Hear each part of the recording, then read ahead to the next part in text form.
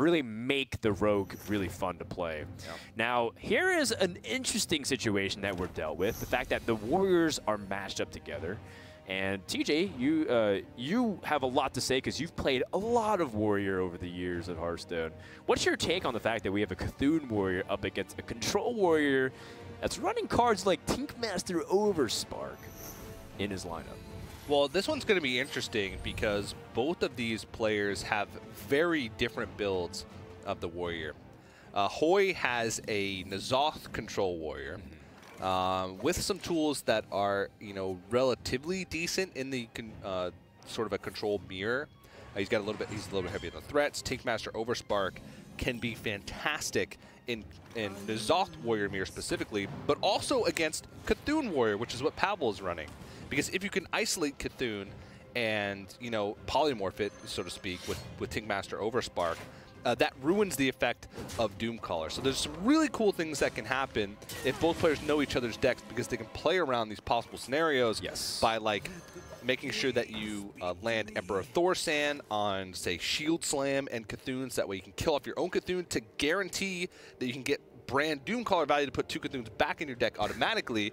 It's pretty complicated. Yeah, but it's one of the most interesting Control Warrior mirror matchups because a lot of the times, or not a lot of the times because they can always be different, but it doesn't come down to that weird battle where people are passing a lot and it comes down to like Elise Starseeker legendaries because the Cthulhu Warrior doesn't run the Elise, even though N'Zoth does.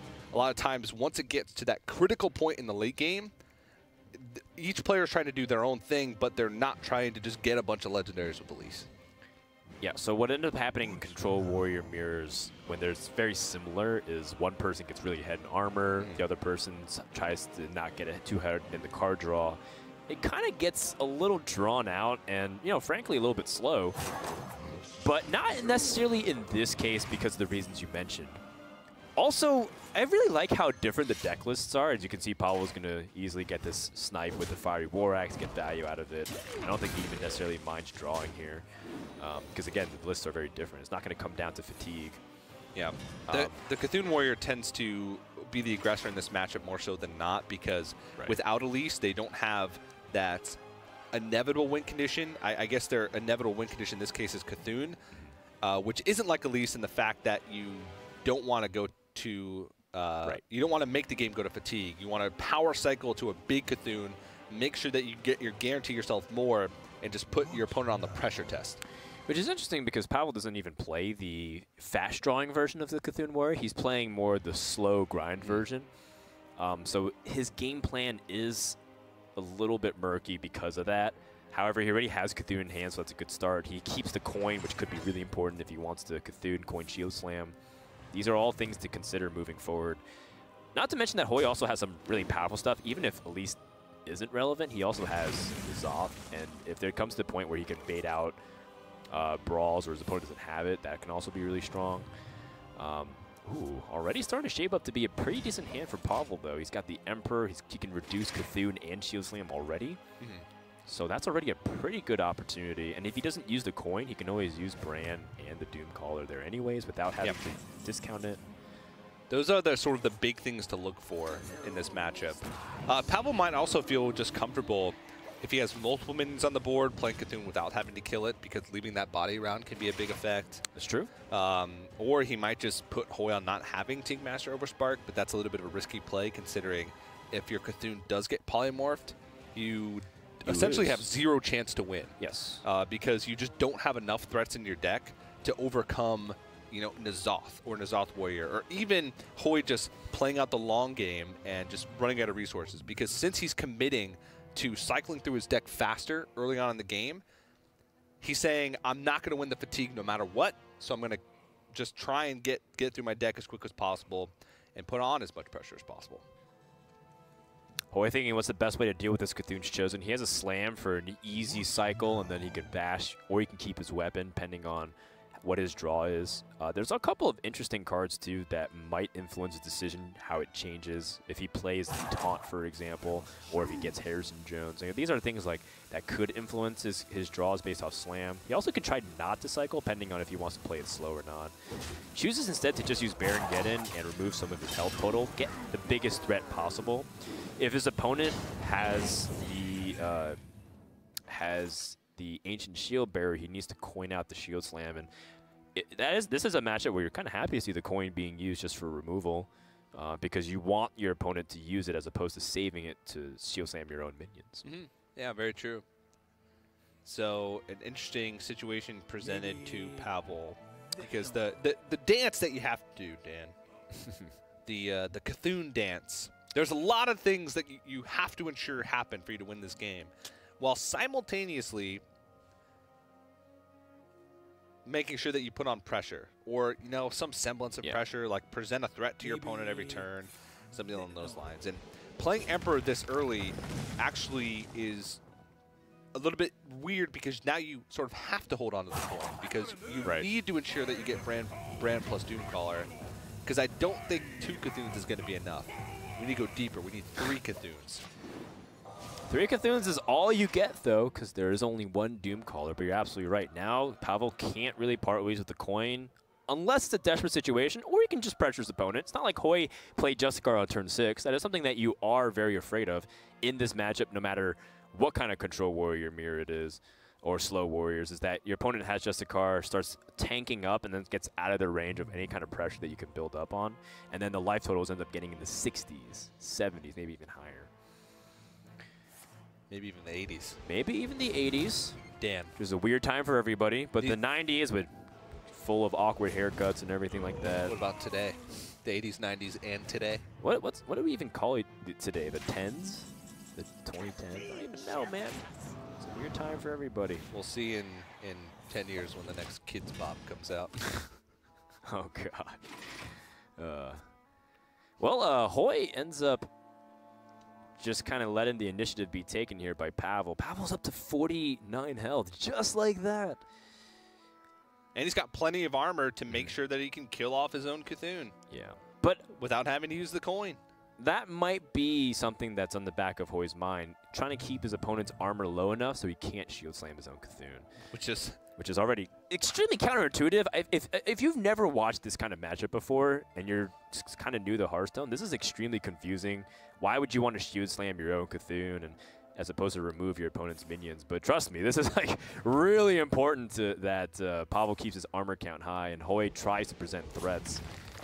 Yeah. Another thing is that maybe Pavel will feel like he doesn't have to shield slam his own Cthulhu if he can put Hoej on not having Tinkmaster Overspark.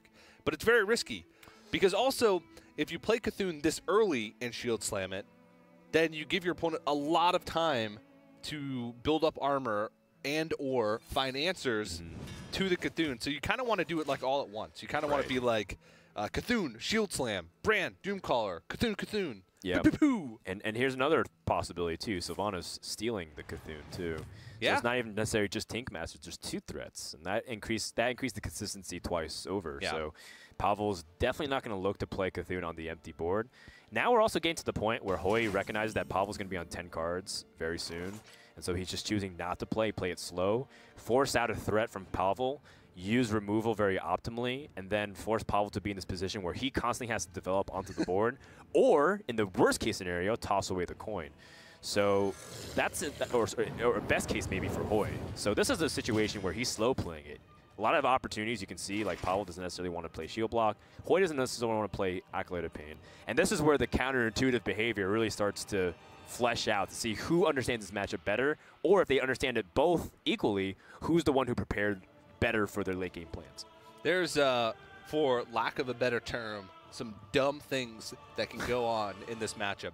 There's a possibility that Hoej can kill off his own Sylvanas to steal Cthulhu, and then kill off the Cthulhu that he just stole to stop Pavel from killing off his own Sylvanas to steal the Cthulhu back. That's true. There is the Sylvanas thief wars, so to speak.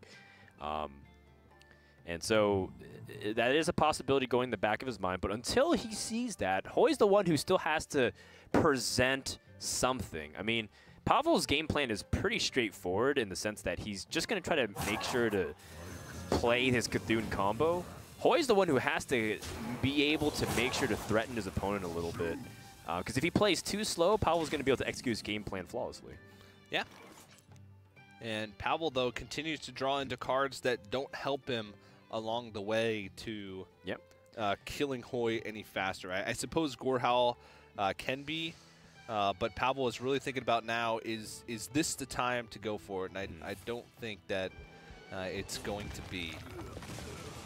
So just armor up. Execute being 2 mana, not really relevant in this matchup at all. It's more important for the matchups that Word tries to gain the tempo and develop other stuff. Pavel's also really scared about Gorehowl because he knows that his opponent runs Harrison Jones, so that's always in the back of his mind of whether or not Hoej can use it. And yes, while you don't want to draw too deep into your deck in this matchup, you know, Gorehowl is a completely appropriate use for Harrison Jones to remove and draw a card. And Hoej is also right now just, I think, 3 cards ahead in the fatigue battle anyway. Is he? Wow. There's been 2 Acolyte draws and a shield block. Yeah, we should get a card check on that because that is extremely relevant of whether or not Hoej wants to do it. Neither player has hit their Just Card True Heart either, which has been actually a little bit refreshing for the matchup. I feel like when it starts getting to Tank Up Wars and ends up getting to the very clowny part where it's just like they just get to 80, 90, 100 health or more. So it ends up becoming this very conservative resource battle of like, how do I actually budget my card draw and my life totals, if at all? Yeah, both players get tank up, and then that's when your eyes start to like gloss over, and you start contemplating life, and you're all the decisions you've made. Those embarrassing moments in 3rd grade, or even last year's EU championship. Too soon. Too soon, TJ. You know what? Here's a question. Do you think Pavel has a legitimate choice of playing the second Fiery War Axe and encouraging his opponent to play Harrison on it? So say he attacks with this Fiery War Axe #1 and just equips the second Fiery War Axe, and then just like say you can't play Harrison Jones now because you're going to draw way too deep in your deck. Yeah. I actually really like this play. I think it's very creative. He's also keeping the armor in check. And I mean, basically, as soon as Pavel draws in check, 43 health. Well, he's negating it. He's dealing 1 damage per turn. There's the Tinkmaster over Spark. And a key, a possibility of a key card in this matchup. I mean, it may not see use is the thing, which is the weird thing, but it's definitely on both players' minds as a key card. Okay, so Hoej once again introduced with this awkward situation of, should I be playing cards like Shield Block in order to dig deeper into the deck, or can I just play it slow, play the Infested Tauren, which feeds directly into the Fiery War Axe, which is not something you want, primarily because Fiery War Axe is a card that is fantastic in the early game, but against decks that thrive itself off a late game value, it usually doesn't do much. So specifically in Warrior versus Warrior in this case, Fiery War Axe doesn't actually usually get value. So by playing cards like Infested Tauren, you actually give value to your opponent with cards that normally do nothing. Yeah. All right, well, here we go. Going to get the Cthulhu, put the armor down to 7, kill it off with his own Shield Slam to put that in the pool for Doomcaller to rip it right back out. Yeah, actually twice over if he can pick up the Brand's Bronzebeard. Now, if Brand is the 30th card in the deck, that is going to be unfortunate for Pavel, but you know, fortunately for him, he has some ways to stall for it. He's got plenty of removal through Brawl in case his opponent plays a big board. And he also has Gorehowl, but at the same time, Hoej, what is he going to be doing here? He just saw that his opponent Shield Slam Cthulhu, so if he's anticipating a Doomcaller with Brand Bronzebeard next turn, what's his best response? It's tough to say, and he can't really play N'Zoth. Well, he can play N'Zoth, but he's not really going to pull back much. He still hasn't played Sylvanas, and I feel like you kind of want Sylvanas to come back, and you can't really play Sylvanas on an empty board because you have to hold on to it well, I guess it doesn't really matter anymore. What do you think about a Tinkmaster in your own Acolyte play? I mean, you already saw that your opponent played Cthulhu, and you Shield Slam it. But is it important to keep it as removal for your opponent's Cthulhu? Yeah, that's what I'm thinking. He might feel like he needs to hold on to it to make sure that he's thinking that there's going to be 2 more Cthulhu's that are going to come. Okay. And he needs to get a card out of his hand. So instead of trying to make something happen this turn, he's going to give himself 1 more turn by bash to the face. Probably the least important card out of the ones in his hand. Cthulhu Chosen is not bad here. Still going to buff Cthulhu wherever it is. It's very much in basically wherever that is, I guess, left side of the board, match history bar, just chilling. But, you know, I think there is value to keeping the Acolyte as well. If your opponent is on fatigue and he mistakenly plays Sylvanas and expects nothing to happen, you can force your opponent to steal your Acolyte, force draws into it, fatigue damage ends up kicking in, your opponent takes way too much damage because they were a little bit sloppy on that. So it was just a thought, you know, maybe transforming your own Acolyte because you don't really want to draw with it. But at the same time, I think you're completely right, TJ. Saving it for removal plus the threat of giving your Acolyte away. So now Ravaging Ghoul gets picked up. Does that change anything for Hoej? Not really. I guess he wishes he had his Bash so he can get an easy removal on it. Yeah, that's kind of rough. And still doesn't want to draw cards, so if his game plan stays the same, Acolyte of Pain and Shield Block are off the menu. Yes. And of course, Fiery War Axe is sitting there waiting to get value, and once again, you're giving value to a card that's not supposed to get much value in this matchup. So your opponent's just climbing ahead in resources, fighting very efficiently. Chooses to play Sylvanas, and he's aware of the risks of this. He knows his opponent can steal his Sylvanas as well, but I feel like given his situation, he doesn't have much choice. Yeah. And it's quite awkward as well, just for the fact that the Divine Shield makes so he can't trade in that well, but actually Revenge plus just a trade-in eliminates the board. Oh, wait, I apologize. He, if Hoej's been paying close attention, he knows that both Shield Slams have been used, so he actually doesn't lose his Sylvanas. Oh, yeah, that's right. The first one was used on Baron Geddon. Yes, yes. So, and the second one was used to kill off his own Cthulhu. So, that's an appropriate risk, then, I think. Plus, he has N'Zoth, too, so, you know, he can bring it back. Although N'Zoth doesn't really do too much in the face of Brawl, you hope that Karin can come down first. Karin is a very high-value legendary minion, which is drawn, so Hoej does have a very good play this turn. How is he best going to deal with the board here? Does he perhaps ignore the Cthulhu's Chosen, tries to get his opponent's armor down, or perhaps just trade because he knows the Savant's going to come back?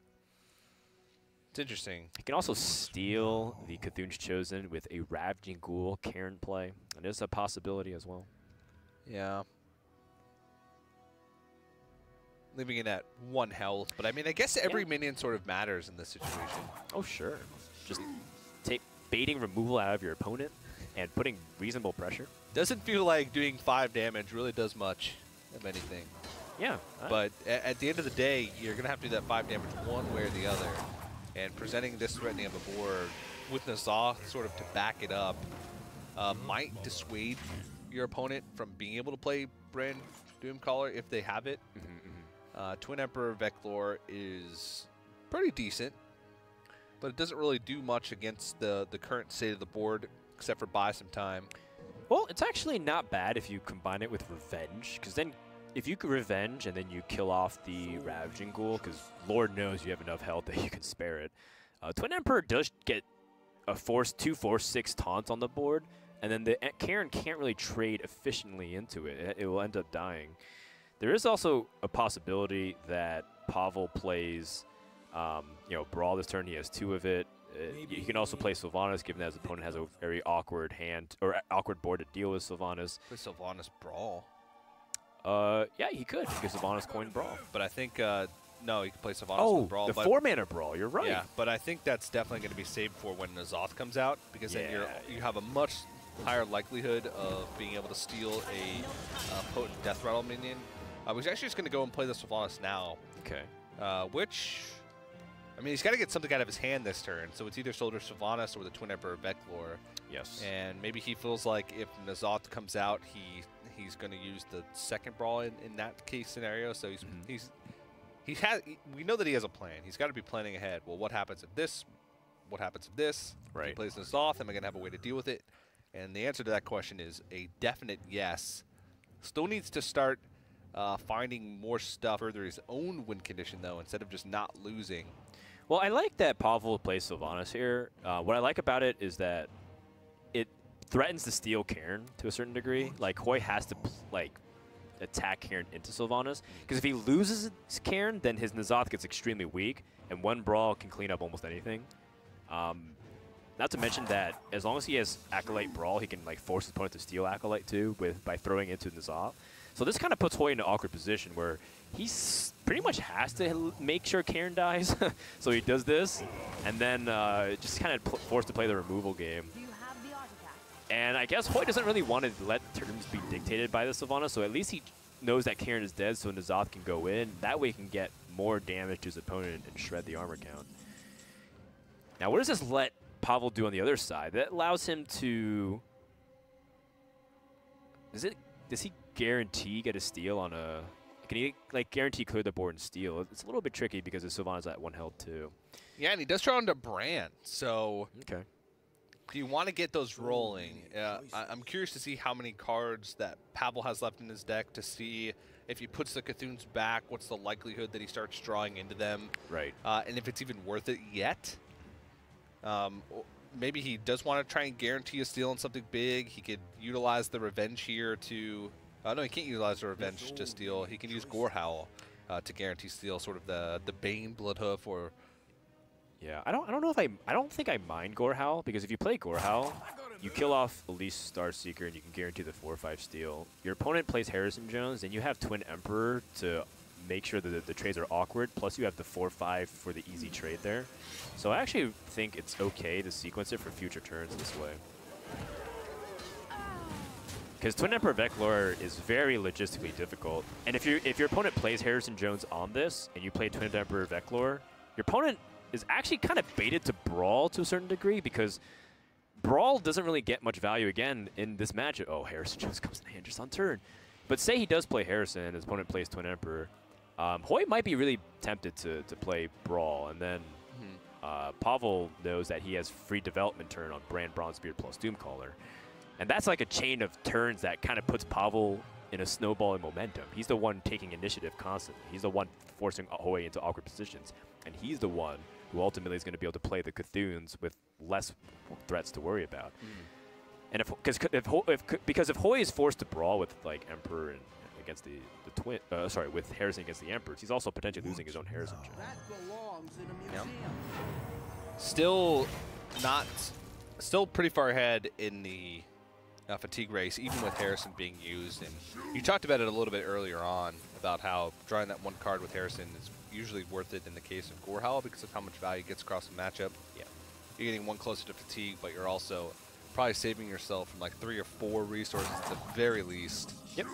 Being slain. Okay. Brand Bronzebeard. I guess that Doomcaller comes out then. Yeah, and if the Brand becomes a huge threat as well as the 7/8, and if Brand sticks, then you play Twin Emperor Veclor. It's sort of the second on the priority list with Brand Bronzebeard, but a lot of times the Brand will stick around on the board to make 3 4/6s as opposed to 2 going into the next turn. Shield Slam picked up though. That's a nice piece of removal.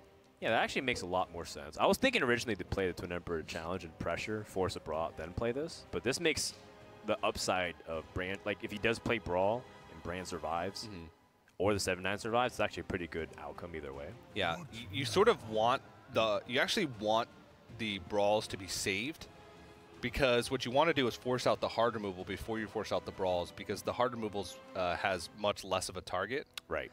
So there's sort of a win-win, because if you get the hard removal out, that means your Cthunes are going to be more likely to stick. If you get the Brawls out, that means your Twin Emperor is going to be more likely to stick. So it's not necessarily a win-win, but it's definitely like the correct way to sequence it in a way that allows you to get the most benefit out of your big minions that are on. And Hoej recognizes this, and I really like this. He recognizes that Brawl has less value as the game goes on. But it's so awkward because now you kind of want to Shield Slam this, but the upside of this play from Pavel is so high. Now Shield Slam was used on Brand. And now all of a sudden the Twin Emperors have a better chance because Brawl has been used already. Yeah. And one of those Cthunes came back too. That's also really threatening. So if the Veclors or the Twin Emperors are able to get some damage in, you can shave off the remaining health and start pressuring your opponent. I really love the way Pavel's been able to control the pace of this game here, and Hoej is forced into awkward positions repeatedly. It's the first Justicar we've seen so far this game. That's kind of bizarre. Yeah, Justicar is something that you mulligan for pretty aggressively, usually in the slower warrior mirrors. So this is definitely an awkward situation for both. Hoej also seen that the two Twin Emperors are up, so potentially thinking about maybe N'Zoth, because if his opponent does brawl, there's a chance that not only a good outcome where maybe his minions survive and Cairn summons a minion, but he can also steal one of the 4/6s. So this is a tough spot for Hoej because his hand's not exactly great. He's got 2 Revenges, 2 Executes, and while he could utilize them, he wouldn't be able to present threats, and he knows his opponent's getting thin on the deck count. So Pavel's eventually going to draw the Cthuns. Yes, he is. But the thing is will those Cthuns be able to overcome N'Zoth, which is going to summon 2 Infested Taurens, a Sylvanas, and a Cairn? Which Cthulhu actually doesn't do well against those because you only get 1 attack, and the Battle Cry actually just shaves off some of the armor usually. So it's a really weird battle that takes place, even if you get sort of the ideal use out of your cards, like in this situation where Pavel was able to kill off his own Cthulhu. He was able to get Brand Doomcaller. He was able to get the threats in sort of a way that he wanted to. It still might not be enough because of the power of N'Zoth. I think Pavel's really contemplating how he wants to play this turn. He technically can just pass.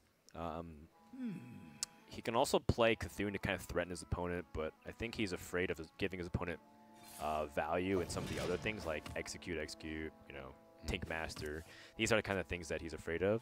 So rather than just overextend onto the board, he knows he's at a pretty big initiative advantage because he can keep his opponent's tank up in check by dealing 4 damage per 4 health gained, and force his opponent to be the one coming out with an answer. Because right now, Hoej, I mean, yeah, he has Golden Monkey map in his deck, and yes, he has N'Zoth in his hand, but he's got the perfect answer so far. So he's waiting for Hoej to do something, so that way Pavel can use his hand more efficiently. Yeah, and at the moment, the fatigue battle isn't even, they're not that close. Hoej actually has 5 cards, or 4 cards left in his deck now, and Pavel has 5 because of the extra cards he added from Cthulhu. Right. So that's also a huge thing too. Pavel is actually sort of, they're very even, but if you factor in like this turn he'll have 4, next turn they'll be even again.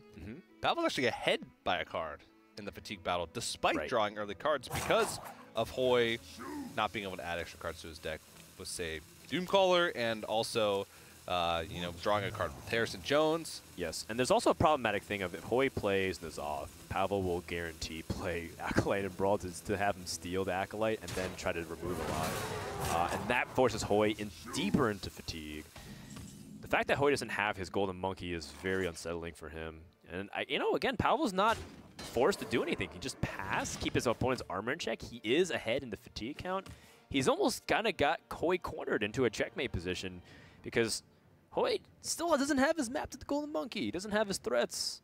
And without the real threats, how is he ever going to be able to push for a win in this game? Because Pavel can just play it safe. He's got his Cthuns he can just use as removal, in fact. Yeah, that's very true. I mean, I feel like Hoej might just play something here and execute. I think he's at 10 cards right now, so he can't just pass and let his opponent do something else and wait for a free turn development. So whether he chooses to play the Ravaging Ghoul and execute, or perhaps part ways with one of his Revenges because it's a little bit clunkier to use. And I don't think he can really play N'Zoth here given that that Pavel's drawn 26 cards out his deck. It's really, really tough position for him, and I think he was really hoping for that map to the Golden Monkey. Yeah. Dan, this sort of takes me back. I know you know this, but when I started playing Hearthstone, for my first, 3,000 ranked games, the only deck I played in Constructed was Control Warrior. Control Warrior. I remember that time fondly, TJ, like it was yesterday. Yeah. Because that's about the time you finished your 3,000th game. And I know you remember also when I first started casting Hearthstone was around that time. And the only deck that I knew how to cast was Control Warrior as well. You got pretty hyped over it, man. Yeah, I still get hyped over it. I know people always say, "Oh man, sleeper tank up." You get hyped over this? Map Oh to the yeah, Golden Monkey. I think that's what Hoej was looking for. Now, if he hits that monkey on the next draw, I think there's only 3 cards remaining. Then does he play it this turn? Because then he could execute 3/3 trade in the 6/3 and play the Golden Monkey, have a full turn of mana the next turn to be able to play whatever legendaries he gets. And some of the good ones are a Nubarok, you know, the ones that summon other stuff too. Confessor Paleors ain't bad. Okay, N'Zoth also forces his opponent to spend his entire turn brawling, which is also kind of scary, given that you know your opponent can force you to take a Acolyte of Pain, but at least he's committed almost all of his mana to it. Yeah. And with the, he's going to try and go with the reverse pressure line, which is sort of a necessity, as you've been alluding to over the past couple turns. That map is ever so crucial in trying to get through this game, because Hoej realizes that he's not going to really win the fatigue battle. If the players just sit here and do nothing, that Pavel's going to be the one that benefits the most from it. So now Hoej knows that there's a lot of chance for his opponent to just clear a lot of these minions, play the brawl. So how does Pavel choose to go about sequencing? Just removing the first half of the torrents, because the 2/2s are dead as well. Does he choose to just brawl straight up? Maybe he doesn't give the Acolyte, so that way he has more mana free to do other actions, like if he wants to execute a minion with the Ravaging Ghoul. That also gives him options as well. Yeah, I mean, he has time. Right. Is the thing. So being able to have options is good. But I think since he realizes that Hoej is going for the plan of playing N'Zoth this turn instead of waiting for Cthulhu, means that he wants to start getting aggressive with it.